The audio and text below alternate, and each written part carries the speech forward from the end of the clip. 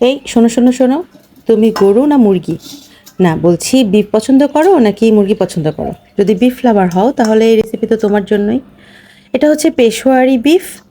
এটা তো বর্তমানে অনেকেই ট্রাই করে ফেলছে, আমার ট্রাই করা হয়নি, তাই ভাবলাম আজকে ট্রাই করি। ঈদের ছুটি শেষ, ছোটো ভাই ভার্সিটিতে চলে যাবে, তো আমার বাসা হয়ে গেল, তো ভাবলাম যে ওকে নিয়ে একটু পেশোয়ারি বিফটা ট্রাই করি। যে কোনো রান্নায় প্রথমে যদি রান্নার আগে যা কাটাকুটা আছে সেগুলো যদি গোছানো থাকে তাহলে রান্না কিন্তু অনেক সহজ হয়ে যায়। কিন্তু বিকাল টাইমে যেহেতু আমার কোনো হেল্পিং হ্যান্ড আসে না, তো এই টাইমটাতে আর কি কাটা বাছা সব আমাকে রেডি করে নিতে হচ্ছে। তবে ভালো দিক হচ্ছে পেশোয়ারি বিফের যা রান্নাবান্নার জিনিসপত্র সবই কাটা মশলা দিয়ে করতে হয় এবং বাটাবুটা কিছু লাগে না। এই জন্য এটা একটু সুবিধা যে কাটা মশলা দিয়ে করতে হচ্ছে, আমি কেটে বেছে গুছিয়ে নিতে পারছি। এই তো আদা, রসুন, টমেটো, কাঁচামরিচ। ওরা কাঁচামরিচের বদলে কামরাঙ্গা মরিচ দেয়, মানে বোম্বাই মরিচ, কিন্তু আমার তো এটা বাসায় ছিল না, তাই এটাই দিলাম। আর একটু কেচি দিয়ে কেটে নিচ্ছিলাম যাতে অল্প করে ঝাল ছাড়ে, একেবারে ঝাল ছাড়া তো খেতে পারবো না। আর এভাবে টমেটো দিয়ে সুন্দর করে গুছিয়ে নিলাম, বাস পরিপাটি থাকলে আর কি। এরপর একটু তেল দিতে হবে না মোটেই, ঘি দিলেই হবে, 2 চামচ ঘি দিয়ে নিলাম। আর লবণ দিয়ে একটু নরম করে নেব। প্রথমে চুলায় দিয়ে রাখবো, 2 মিনিট চুলায় নরম করে নিয়ে একটু মাংস থেকে যে পানিটা ছাড়বে সেটা প্রেশার কুকারে দিয়ে তারপরে আসলে গ্যাসটা তো সাশ্রয় করতে হবে, তাই না? এতক্ষণ আসলে চুলায় শুধু কড়াইয়ে রান্না করতে গেলে অনেক দেরি হয়ে যাবে। আচ্ছা যাই হোক, রেসিপিটা দেখতে থাকো আর আমার বকবকানিটা শুনতে থাকো। আচ্ছা, একটা মজার কথা বলি। এটার সাথে ভাবছিলাম যে লাচ্ছা পরোটা করব, তো লাচ্ছা পরোটাটা করতে গিয়ে যে এই রেসিপিটা ইউটিউবে দেখলাম, মানে ওটা তো সক্ষণ দেখার সময় সহজ লাগছে, তো নিজে ট্রাই করতে গেলে সত্যি কথা হয় নাই।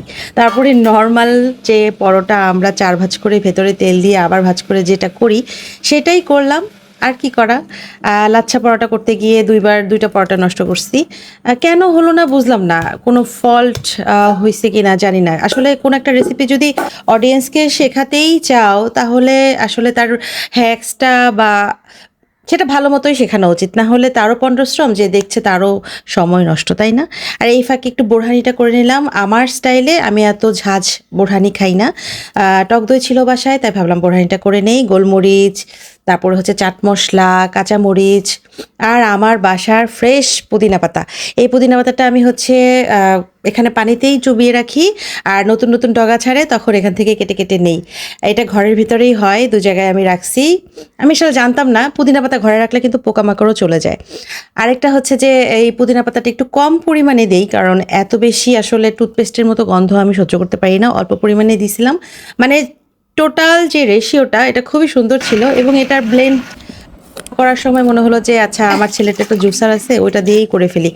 বড় ব্লেন্ডারটা বের করতে আসলে আলসেমি লাগছিল। আচ্ছা, এখন হচ্ছে পরোটা বানানোর পালা। ঝটপট পরোটা বানিয়ে নিব, কারণ পরোটা বানানো দেখানোর কিছু নাই। আর পরোটা তোমরা বেশি ভালো বানাতে পারো, আমি এদিকে আনারি। এদিকে প্রেশার কুকারে ওঠানোর সময় যে কাটা মশলাগুলো দিইনি, এখন কড়াইয়ে দিয়ে দিলাম ফ্রেশ একটা অ্যারোমা আসার জন্য।